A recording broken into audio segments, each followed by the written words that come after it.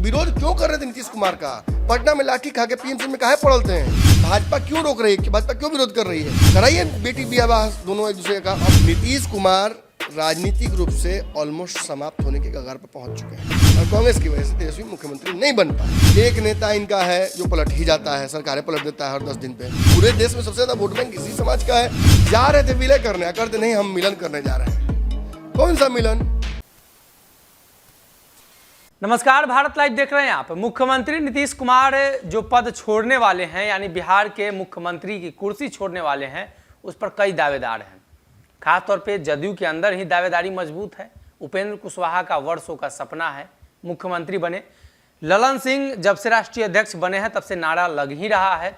RCP Singh का भी सपना था, अब उनका सपना चकनाचूर हो चुका है। चिराग पासवान हैं, पप्पू यादव हैं, तेजस्वी यादव हैं और मुकेश सहनी हैं। कांग्रेस भी सोच रही होगी कोई ना कोई हमारे तरफ से भी मुख्यमंत्री का कैंडिडेट हो जिसको आगे किया जाए, लेकिन ऐसे में कुर्सी एक है और उस पर बैठने वाले अनेक हैं। सीएम नीतीश दिल्ली गए हैं तो कुर्सी की दावेदारी आखिर किसके हाथ में आएगी? कौन पेश करेगा दावेदारी? जब सरकार गिरती है तो बहुमत के लिए राज्यपाल के पास लेटर दिया जाता है, तो वैसे नीतीश कुमार के पास मजबूती का लेटर कौन देगा? डॉक्टर साहब बताएंगे। डॉक्टर साहब, नीतीश कुमार दिल्ली चले जाएंगे, कौन बनने वाला है सीएम? देखिए, जब आप बोल रहे हैं नीतीश कुमार दिल्ली चले जाएंगे तो लोगों को कन्फ्यूजन हो रहा होगा। दर्शक ये सोच रहे होंगे कि नीतीश प्रधानमंत्री बन जाएंगे। वो बात नहीं है। प्रधानमंत्री बनने के दौरान बहुत सारी प्रक्रियाएं हैं। नरेंद्र मोदी गुजरात छोड़ के आए थे ना, वो आए थे और तैयारी में पूरा समय लगा। उस पूरी तैयारियों को किसने देखा? एकाएक सबको दिखा कि वो प्रधानमंत्री बन गए, लेकिन उन तैयारियों के पीछे बहुत बहुत मेहनत लगता है और बहुत सारा रिसोर्स लगता है। वो सब कुछ तैयार नीतीश कुमार को करना होगा। नीतीश लाख ये कह लें कि वो पीएम कैंडिडेट नहीं हैं, उनके लोग ये कह दें कि वो पीएम कैंडिडेट नहीं है, मटेरियल है लेकिन कैंडिडेट नहीं है। लेकिन आपको और हमको, जो राजनीतिक रूप से परिपक्व लोग हैं, जो दिन भर ये राजनीतिक गलियारों की खबरों को सुनते रहते हैं, बातचीत करते रहते हैं, हमें ये मान कर चलना चाहिए कि नीतीश कुमार प्रधानमंत्री के उम्मीदवार जदयू की तरफ से और राजद की तरफ से हैं। दो पार्टियां बस, जदयू और राजद के प्रधानमंत्री उम्मीदवार नीतीश कुमार हैं। अब इसके लिए नीतीश कुमार को क्या करना होगा? बिहार में बैठे बैठे लगी से तो घास नहीं कटेगा, इनको पूरे देश घूमना होगा। तो एक बात जान लीजिए, जैसा कि हमने पहले अंदाज़ा लगाया था कि नीतीश कुमार जब देश की तरफ बढ़ेंगे तो बिहार को संभालने के लिए इन्हें किसी न किसी को देना पड़ेगा। ये सच बात है कि बिहार में ललन सिंह अब सुपर सीएम हो गए हैं, लेकिन सुपर सीएम वो हो सकते हैं, सीएम नहीं हो सकते हैं। ये एक बहुत बड़ा क्लॉज है। एक सवाल रहेगा, नीतीश कुमार चाहेंगे क्या कि वो यहाँ से जब कुर्सी छोड़ कर जाएं तो इस कुर्सी को उस हाथ में दे दे कि वापस नहीं आए? नीतीश कुमार सेफ खेलेंगे? देखिए, कि जिसके पास दे उसे वापस छीन लें। एक बड़ा अच्छा प्रसंग है, इसको समझना होगा कि जब बैट्समैन शुरुआती दौर से अंत तक खेलता आता है, अपने विकेट को बचाता है, आप देखिएगा हर जगह सेंचुरी मारने समय और लगता है स्लो खेलने लगता है, लेकिन अंतिम के ओवर में आप विरल ही किसी देखते होंगे बैट्समैन को अपना विकेट बचाते हुए।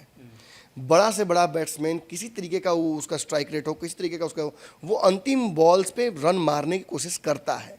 अब नीतीश कुमार को बताइए, अंतिम ओवर में छक्का नहीं मारेंगे तो कब मारेंगे? मैं जानता हूं कि नीतीश कुमार की काबिलियत पे आपको शक है। मैं जानता हूं कि नीतीश कुमार के पास विधायकों की संख्या कभी नहीं होगी।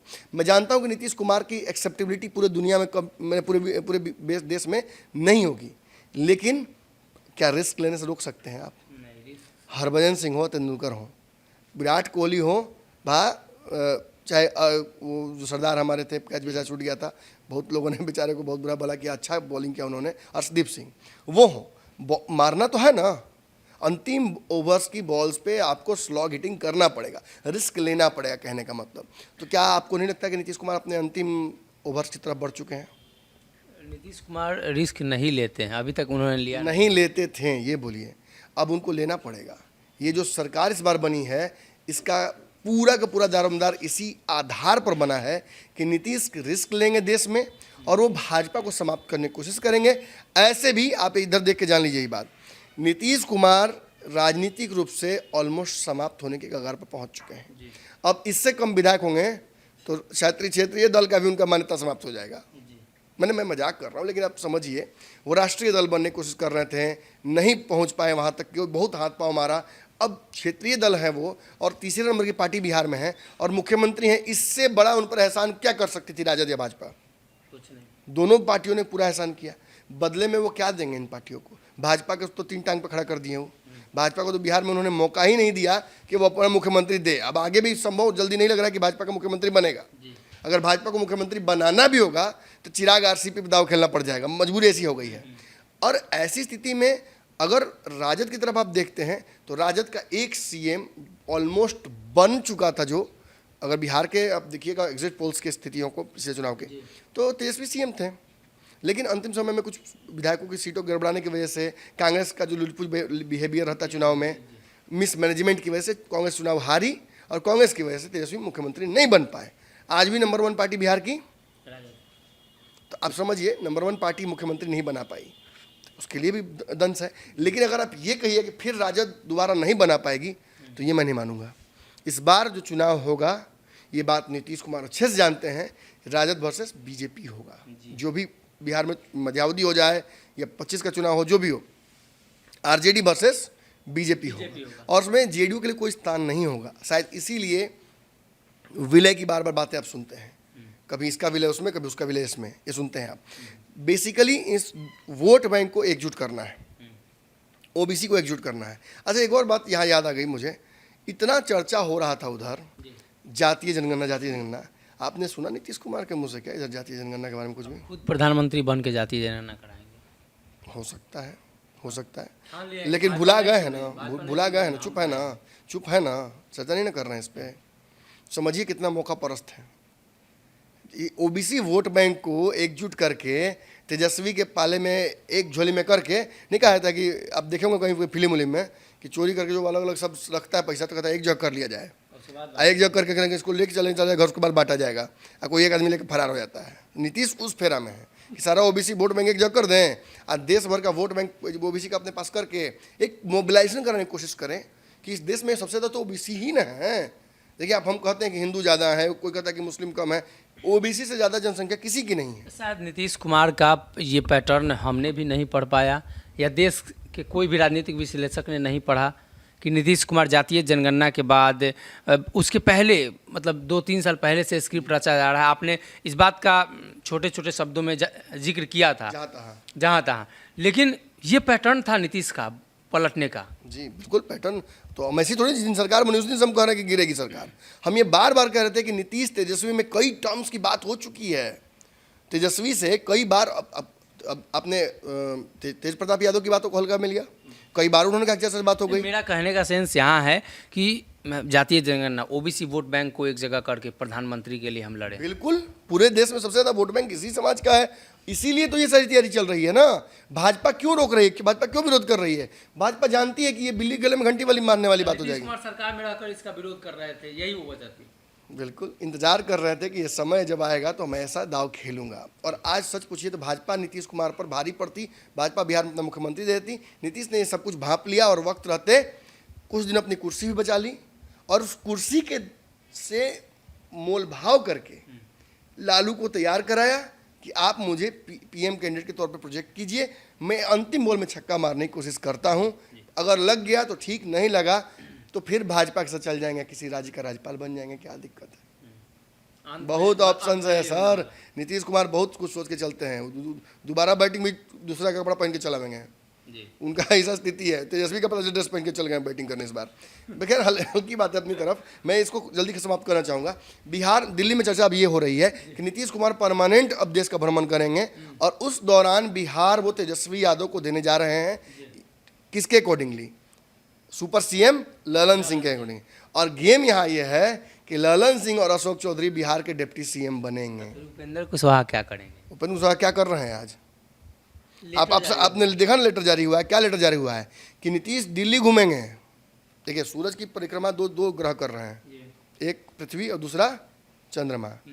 तो नीतीश कुमार सूरज की परिक्रमा पृथ्वी की तरह करेंगे, और उपेंद्र कुशवाहा इनकी परिक्रमा करेंगे। उपेंद्र कुशवाहा में लोग नहीं जुट रहे थे, इसलिए लेटर जारी किया गया। क्या लग रहा है? काहे जुटेगा जदयू के उपेंद्र कुशवाहा में? एक नेता इनका है जो पलट ही जाता है, सरकारें पलट देता है हर 10 दिन पे। एक नेता ऐसा है जो मैंने कुछ भी मैंने MLCA बनने के लिए पार्टी का विलय कर लेता है। अगर उपेंद्र कुशवाहा चुनाव जीत गए होते हैं, 2 जगहों से लड़े थे, काराकाटा कहाँ से, दोनों जगह जमानत तो जब्त होने की स्थिति आ गई थी। अगर वो जीत गए होते तो नीतीश से विलय करते। आप खुद बताइए मुझे, संभव है ये कभी? राजनीतिक महत्वाकांक्षाएं लोगों को तिरस्कार का भागी बनाती है, लोगों को अपमान का भागी बनाती है, लेकिन ये तो जिद्दी मन है कि पुरानी बातों को भूल कर देह ऐंठ के धूल झड़ के कहना कि एकदम सब ठीक है, कोई दिक्कत। अंतिम दिन तक ये व्यक्ति उपेंद्र कुशवाहा, मैं बार बार कहता हूँ खीस बढ़ जाता है उपेंद्र कुशवाहा पर, इसलिए क्योंकि देखिए अंतिम दिन तक जो मैंने पैटर्न पकड़ा था वही उन्होंने किया। जा रहे थे विलय करने, करते नहीं हम मिलन करने जा रहे हैं। कौन सा मिलन? बेटी रोटी का संबंध चलता है तो बिल्कुल चलना चाहिए, दोनों एक समाज। हम तो हमेशा मैंने कहा है, तो विरोध क्यों कर रहे थे नीतीश कुमार का? पटना में लाठी खा के PMC में काहे पड़लते हैं? कराइए बेटी ब्याह दोनों एक दूसरे का, हम अच्छा लगेगा समाज को। और ये तो मैं तो कहता हूँ कि हर जाति में होना चाहिए। ब्राह्मणों के घर में पासवान जी की बेटी आए, पासवान के घर जाए ब्राह्मणों की बेटी, नीतीश कुमार जी की बेटी यादवों के घर में जाए, तेजस्वी यादव के घर की बेटियां नीतीश कुमार जी के घर में जाए, समाज में एक अच्छा मैसेज जाएगा। लेकिन केवल ये बातें कह देने से नहीं होंगी, इन्हें ज़मीन पर उतारने के लिए आपको बाबा साहेब अम्बेडकर बनना पड़ेगा, जो कि अनफॉर्चुनेटली इस देश के इतिहास में दोबारा कभी होने नहीं जा रहा है।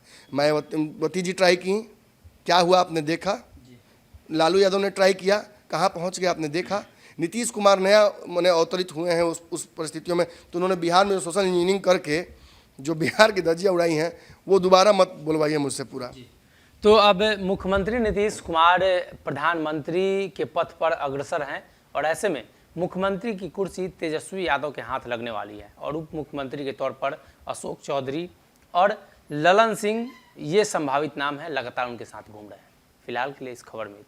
अगर ये वीडियो पसंद आई और वह बिहार के राजनीति और बिहारियत से सरोकार रखेनी तो सब्सक्राइब बटन दबा के चैनल के सब्सक्राइब कर ली। ओजे एगो घंटी बा, ओकरा बटन दबा देला से कुल सटीक और मारक खबर रुआ मुफ्त में मिल जाई। अगर रुआ पत्रकारिता के हमनी के नया प्रयोग में सहयोग कर चाहतानी तो ज्वाइन बटन दबा दी। पेटीएम नंबर नोट कर ली 9386816700। धन्यवाद।